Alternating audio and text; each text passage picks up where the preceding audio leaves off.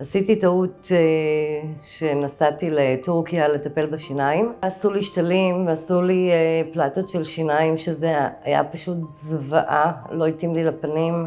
הפנים שלי השתנו בעקבות הטיפול שם. חזרתי לפה לארץ, ודוקטור אלכסנדר פשוט תיקן את העיוות שעשו, ומאז אני מחייכת.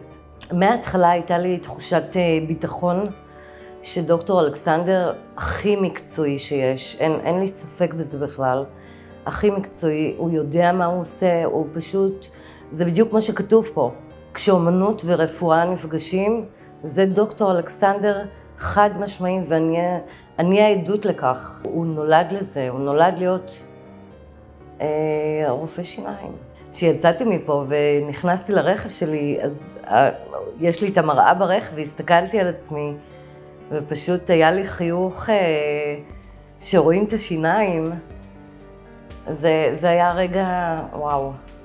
אני רוצה להגיד לדוקטור אלכסנדר תודה רבה על טיפול מדהים, וכמובן גם לתמרה, אשתו המהממת, שבאמת נתנו תחושת ביטחון ותחושה שהם יודעים מה הם עושים, וכמו שדוקטור אלכסנדר אמר לי, כשהגעתי אליו, הוא אמר לי, את תראי צעירה ב-15 שנה, הוא לא טעה, זה בדיוק ככה.